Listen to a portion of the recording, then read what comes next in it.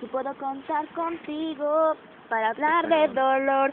Si existe alguien que escuche cuando alzo la voz y no sentirme sola. Puede ser que la vida me guíe hasta el sol. Puede ser. Me siento entrevistada aquel mar. Y yo que la cagaste. Cañoncísimo.